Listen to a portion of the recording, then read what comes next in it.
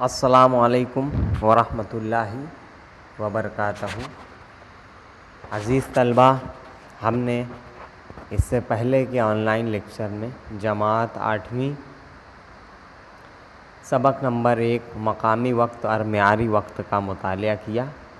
آج ہم آگے اس کی جغرافیائی وجوہات اور مقامی وقت کس طریقے سے بنتا ہے اس کے بارے میں معلومات حاصل کریں گے۔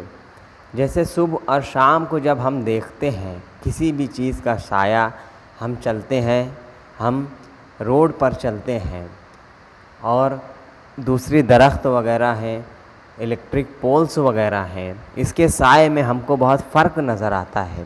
صبح کے وقت یہ سائے لمبے ہوتے ہیں، ان کی سمت الگ سمت میں یہ سایہ بنتا ہے۔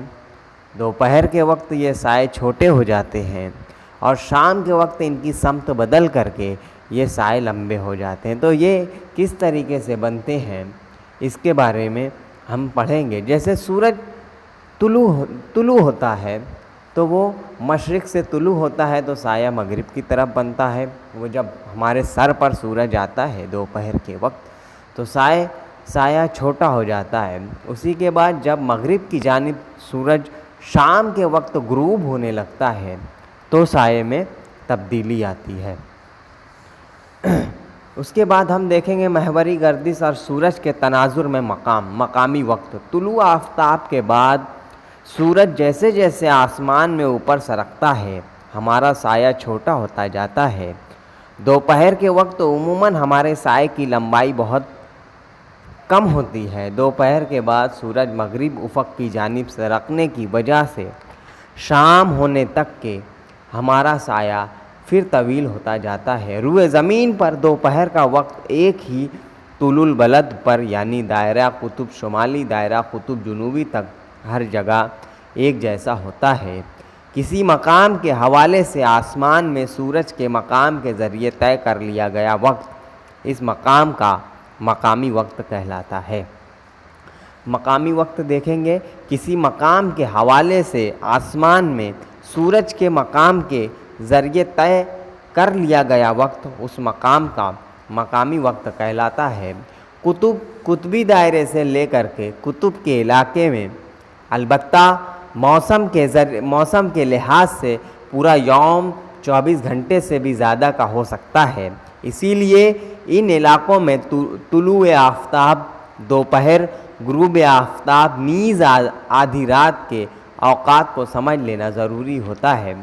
قطب پر 6 مہینے کا دن 6 مہینے کی رات ہوتی ہے۔ قطب پر طلوع یا غروب آفتاب کا وقت بتانے کے لیے تاریخ بتانی پڑتی ہے، یعنی وہاں کسی تاریخ کو سورج طلوع ہو جائے تو وہ متواتر افق پر گھومتا ہوا دکھائی دیتا ہے۔ اسی لیے وہاں سایہ اور سائے کی لمبائی کا خیال دوپہر کے لیے نہیں کیا جا سکتا۔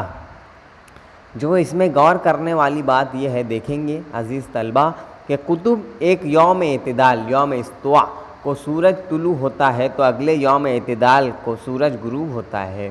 اسی عرصے میں آپ قطب پر ہوں تو آسمان میں سورج کا مدار کیسا دکھائی دے گا؟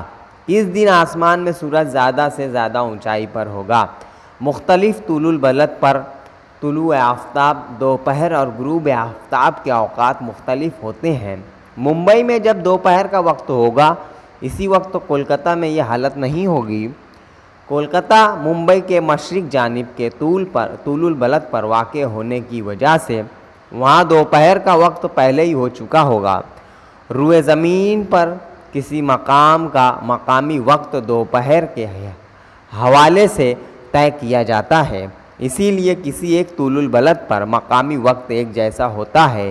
مقامی وقت محدود علاقے میں استعمال کرنے میں کوئی رکاوٹ نہیں ہوتی، مگر طول البلد کے لحاظ سے وسیع علاقے کے لوگ ایک دوسرے سے تعلق ہونے پر مقامی وقت کا استعمال مغالطہ پیدا کر سکتا ہے۔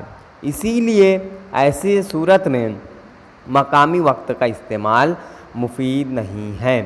دیکھو یہاں پر جو ایک اہم پوائنٹ دیا گیا ہے کہ روئے زمین پر کسی مقام کا مقامی وقت دوپہر کے حوالے سے طے کیا جاتا ہے۔ ہم کو اس بات کو خاص طور سے دھیان دینا رہے گا۔ آج کے لیے اتنا کافی ہے، انشاءاللہ ہم اس کا اگلا پوائنٹ اگلے جو ہے لیکچر میں دیکھیں گے۔ شکریہ، السلام علیکم ورحمۃ اللہ وبرکاتہ۔